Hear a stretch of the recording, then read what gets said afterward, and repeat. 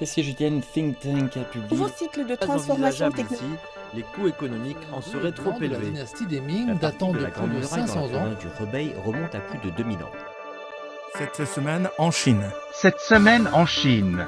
Suivre l'actualité chinoise de la semaine avec Bamboo Studio.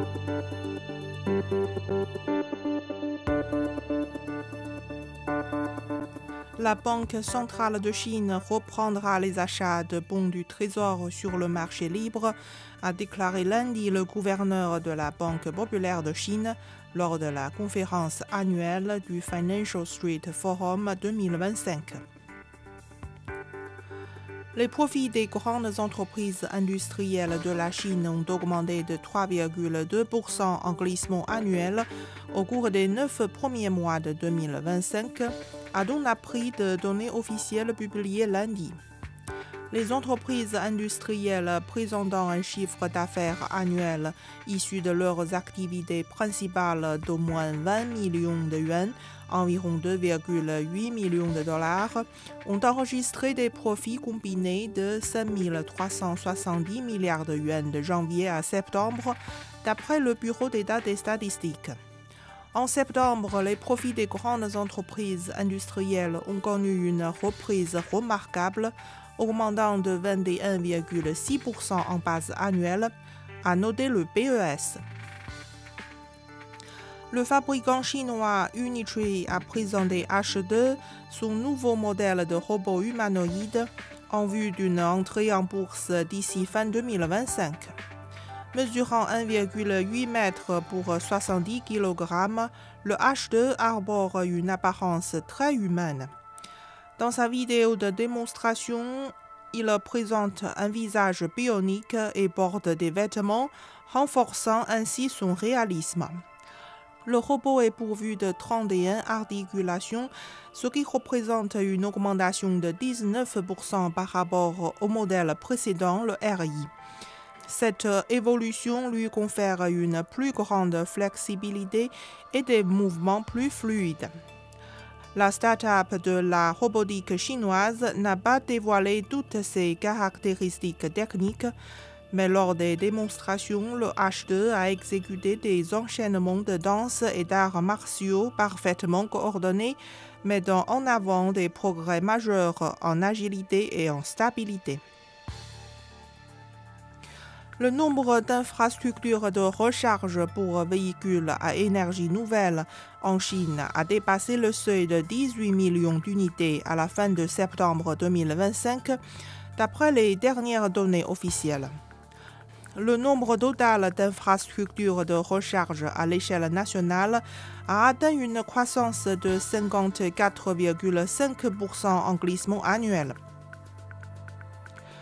La capacité installée cumulée de production d'électricité en Chine était de 3,72 milliards de kilowatts à la fin du mois de septembre 2025, soit une augmentation de 17,5% sur un an, selon les données officielles publiées dimanche. La capacité de production d'énergie solaire s'élevait à 1,13 milliard de kilowatts à la fin du mois dernier, soit une hausse de 45,7% par rapport à la même période l'année dernière, selon l'Administration nationale de l'énergie. La capacité de production d'énergie éolienne a atteint près de 582 millions de kilowatts fin septembre, en progression de 21,3% en glissement annuel, selon la même source.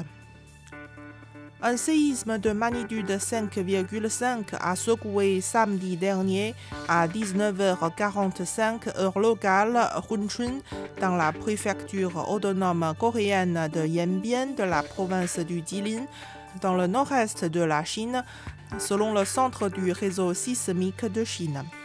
L'épicentre a été localisé à 43,08 degrés de latitude nord et 131,10 degrés de longitude est.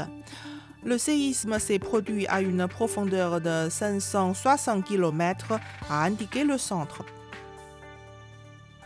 Comme chaque mois d'octobre, le Potala, majestueux symbole du Xizang perché au cœur de Lhasa, s'ouvre sa traditionnelle cure de jouvence. Pendant plusieurs jours, habitants, moines et bénévoles se relaient pour repeindre les immenses façades blanches, rouges et dorées du palais, classées au patrimoine mondial de l'UNESCO. Mais ici, pas de peinture industrielle. La recette est aussi ancienne que précieuse. Le mélange soigneusement préparé à la main combine lait, miel, sucre, safran et chaud. Ce curieux cocktail protège les murs millénaires tout en leur donnant une teinte chaleureuse et lumineuse. Cette année, la restauration a attiré de nombreux voyageurs venus prêter main forte aux habitants. Un cargo a quitté samedi dernier le port de Yantai, ville de la province chinoise du Shandong, à destination du port de Tanga en Tanzanie en Afrique, marquant ainsi l'inauguration d'une nouvelle route maritime pour le transport de marchandises générales. Ce nouvel itinéraire améliore l'efficacité logistique pour l'Afrique de l'Est.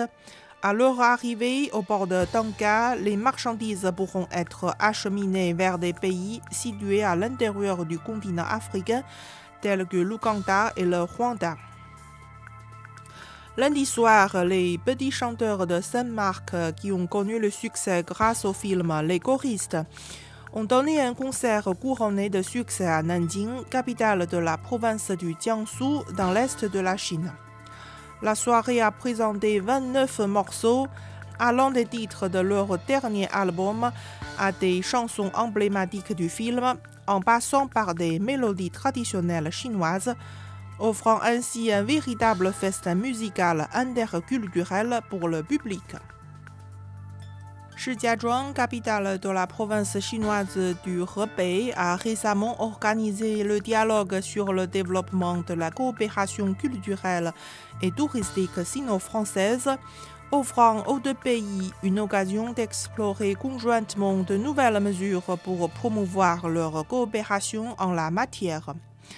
Dans leurs échanges, les experts chinois ont retracé les liens historiques entre Shijiazhuang et la France et partagé des réflexions sur les orientations stratégiques et les avancées clés pour le développement futur des industries culturelles et touristiques du Hebei et de Shijiazhuang, alors que les invités français ont proposé des perspectives innovantes. Vous écoutez Bamboo Studio, merci de votre attention.